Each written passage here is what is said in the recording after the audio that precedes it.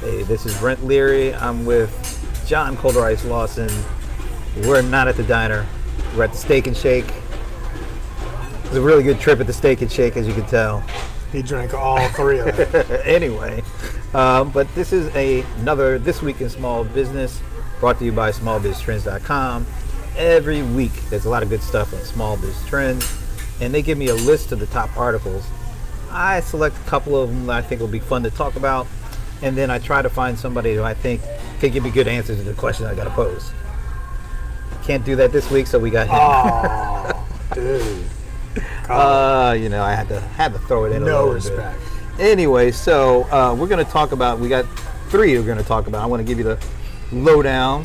The first one is around how Facebook video seems to be hitting the mark in relevance. We're going to talk a little bit about that in a second. Also, not hitting the mark apparently is marketing collateral that a lot of companies don't seem to be using when it comes to their sales folks. Like 80% of the content is not actually being used today by their sales folks. And the last one, and this is one that I know you know quite a bit about, using virtual assistants. A lot of interesting things. A lot of people are starting to use them even more and more from a small business perspective. I'm going to ask him about it because he's been using it for years. Cool thing about this is, I think this may be the first time that all three articles are from one person, Michael Guda. So we got to give him a shout out for putting together some good stuff. Yeah, some good stuff. I'm looking at his numbers. All right. So the very first one, this whole idea, 71% of consumers say Facebook video ads are relevant. All right. I know. Yeah. Because I hardly pay attention to those Facebook video ads. Really? But the fact that 70%, a little over 70% are saying they're actually relevant to them means that Facebook has got a lot of data, and they're apparently using it pretty well to sync up what people expect to see and what they're actually seeing. They have to. That's the only way I'm going to pay for you to advertise my video on Facebook is if I'm getting results. So getting results requires them to have the algorithm constantly updating to find the most relevant people that are going to take action on your video post. And they really do a good job. From an advertiser perspective, I get it. I guess that shows the power of the platform they have and the data they have, and the combination of those two being run against that machine learning and all the things that they have at their disposal. Right. So, and I would assume it's only going to get better and better in terms of targeting, because every day there's just tons more data on the interactions that we have as Facebook users to throw against these videos that people are creating. Right. And the thing is that it's become so good that when we say, and I teach, marketing with social, I tell people your audience really is Facebook's audience, and your video's audience needs to be the Facebook bot. The Facebook what? Bot. Facebook bot, there you go. Right, you know what I'm saying? So you want the bot to show it to its audience because it's got its audience really dialed in. All right. So here's one that doesn't feel like the audience is that dialed in at all. No, man. And this is 80% of content created by marketing goes unused by sales, and that comes from a infographic that LinkedIn put together. What does that say to you? I mean, so marketing people are out there creating all sorts of content, and apparently the folks on the sales side aren't really using it. I mean, have you never gone into a store and be like, that's supposed to be X% off, and they'd be like, well, what are you talking? Well, it's in the paper, or here's the coupon, or it just got in the mail. I mean, it's like, yes, I can see that happening, but you wonder why those two arms of an organization are not communicating better.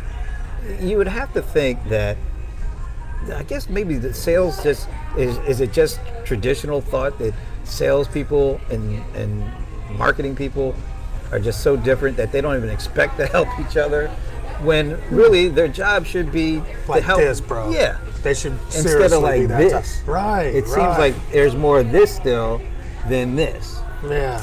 And it's probably because, in most organizations, the sales has its manager, the marketing has their manager, they have different agendas, they have to report up but you know, they're not necessarily doing things together as much as they should be. Well, traditionally, marketers, they create leads, Yep.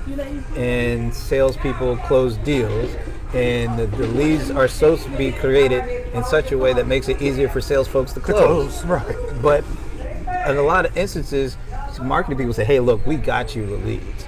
If you can't close them, that That's ain't our your problem." issue, yes. Where the sales folks are like, "Well, if you give me some good leads, I'll close them." It's like the Glenn Glary thing.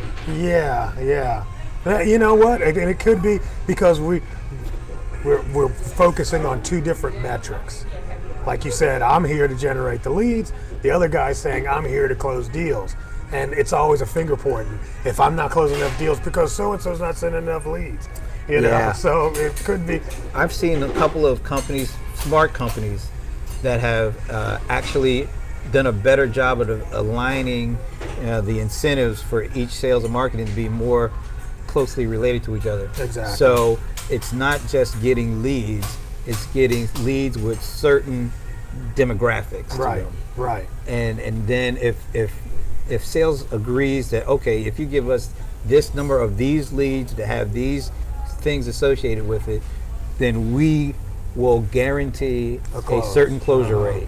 And when you're able to align it like that, I think they'll be more open to the content that marketing creates, and they'll use it. Right. Because they're kind of more on the same page, but most folks just aren't there yet. And just talk about, because it was a small business, and you know, a lot of times that's the same guy. Right. He's like arguing with himself. He's arguing with I ain't listening to that lead. But I mean, you know, you start thinking about with these small teams, you know, if leads is all the thing that you're looking for, you might say, you know, back in the day, they'd be like, okay, we're going to give you a free iPad. Well, you might get a lot of leads from that, but none of them are really qualified and Right. are ever going to buy anything, you know. So you have to have those metrics lined up Yeah. and So incentives lined up. Yes, that's a good one. I like it. Now this last one I say because how many years you've been using a virtual assistant? Well, according to my virtual assistant, since 2008.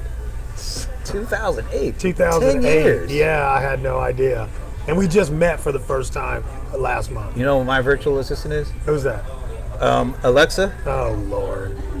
There she is. Yeah. See, they got- Having trouble understanding right Uh-huh, Yeah, that's why you figures. get nothing done. It says, sorry, I'm having to try to All right, so this last one is talking about, are you ready for virtual assistants? Here are some things to consider. Now, what did you consider? Why did you start using the virtual assistant? When did it make sense for you to start doing that? Oh, I was very early in it, and I didn't want to hire a full-time worker. So my first actual hire was a virtual assistant, and all their job was to answer my emails. Wow. You know, and then send me the ones that were important, the other ones that they could answer. We had, you know, pre-written content for that, and that was the first thing that I did. And I think from that, it just kind of bloomed and mushroomed to the point where I really don't have any on-site workers. Everybody's either virtual or contract. All right, so what if you were to give a piece of advice to somebody who's thinking about doing this for the very first time, what things should they consider to make sure they make the right decision? You want to think through the hiring process and what's important to you. All right, because you can go to South America, and let's say you get cheaper workers, and they'll be on the same time zone. You can come to North America, you know, the U.S. You'll have more skilled labor that has the ability to maybe do things on the phone much better and understanding, and they're going to be again in your same time zone and things like that. But they're going to be more expensive. Or you can even go to the Philippines and get things for pennies on the dollar. Like literally, you can get some really good work for very low cost, but you want to be very cognizant of how you pre-qualify these workers, because a lot of times you'll think they're working for you and they're working for 5 other people, you know, Okay. and not giving you the time and attention you need. So just you want to be aware of what your need is, and then the hiring process is some questions you want to ask to make sure that these people are in line with your needs. Yeah. Very cool. All right, that's good stuff. That's good stuff. I haven't made that move yet. I've Just been me trying to tell you. You need to get somebody, dude. All You're right, a busy well, man. I'll read this article again so I can get it all. See, the if you scoops. had a virtual assistant, they could give you the keynotes. There you go. Okay. Uh, Well, on that note, once again, all 3 of these articles and many more are up at smallbusinesstrends.com. And also, if you kind of like these videos, let us know. One, I mean, if you give us a little like or a shout or something, but also subscribe to the YouTube page so that whenever these videos come out, you get notified. All right? We will see you next week on smallbusinesstrends.com.